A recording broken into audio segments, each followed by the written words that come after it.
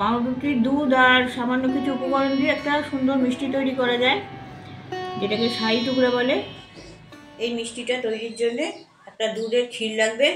এখানে 500 ml full cream দুধ নিয়েছি। দুধটা ঘন করার জন্য ওভেনে বসানো হয়েছে। এটা মাঝে মাঝে নেড়ে দিতে হবে, তাহলে তলাটা কামড়ে যেতে পারে। আমি 150 গ্রাম চিনি দিয়ে দিচ্ছি। এটা মিক্স করে দিচ্ছি।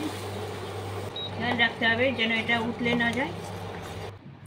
যতক্ষণ দুধটা ঘন হচ্ছে, এখানে স্লাইস ব্রেড নিয়েছি, এর ধারগুলো ছুরি দিয়ে কেটে নেব।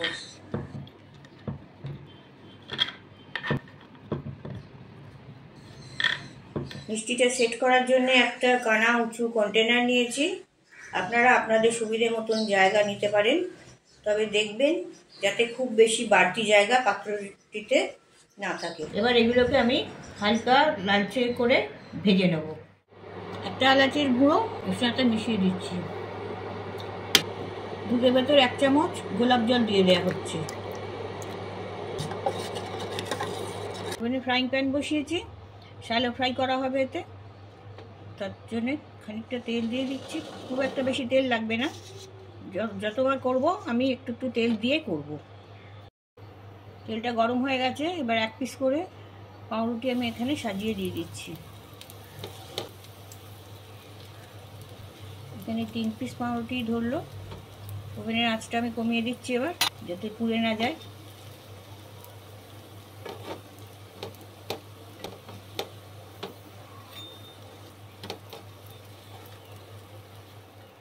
এইরকম ভাবে ভাজাটা হবে।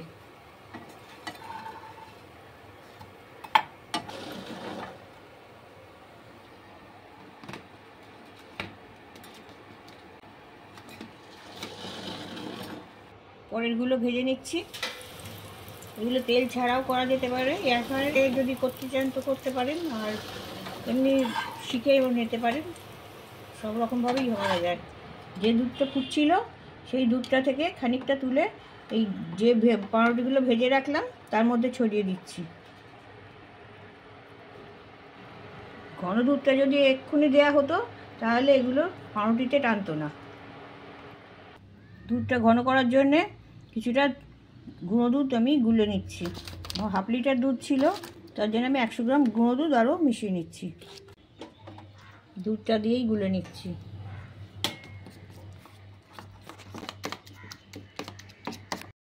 তাড়াতাড়ি ঘন করার জন্যে 1 চামচ কর্নফ্লাওয়ার দিয়ে দিচ্ছি। গুঁড়ো দুধটা দুধের সাথে মিশিয়ে দিচ্ছি। এটা মেশানোর ফলে এই দুধটা একটা রাবড়ির মতন কনসিস্টেন্সি আসবে। দুধটা অনেক ঘন হয়ে গেছে। এটা গরমে আছে বলে এখন একটু পাতলা লাগছে, কিন্তু ঠান্ডা হলে এটা আরও ঘন হয়ে যাবে। এবার এটাকে আর ঘন করব না। দুধটা রুম টেম্পারেচারে এসে গেছে। এই যে ঘন করা দুধটা, এটা আমি পাউরুটির উপর ছড়িয়ে দিচ্ছি।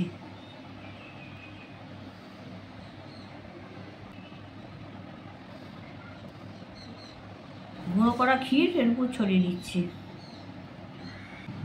এটা ক্ষীরের একটা লেয়ার হচ্ছে। আরও যে পিসগুলো ভেজে এগুলো দুধ দিয়ে ডোবানো ছিল সেগুলো আবার এর উপরে বসানো হলো। এবার এর উপরে আবার এই ঘন দুধটা দেয়া হবে। ডেকোরেশনটা আপনারা নিজেদের ইচ্ছে মতন করে নিতে পারেন।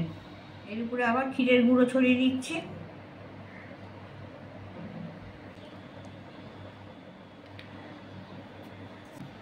এরপরে কাজু বাদামের কুচি কিছু ছড়িয়ে দিচ্ছি। আমন্ডের কুচিও দেওয়া যেতে পারে। পেস্তা কুচি দিচ্ছি। কিছু কিশমিশ কুচি দিচ্ছি।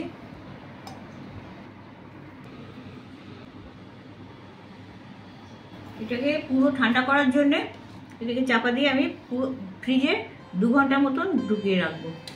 ঠান্ডা খেতেই এটা ভালো লাগবে। 2 ঘন্টা পরে ফ্রিজ থেকে বার করা হয়েছে।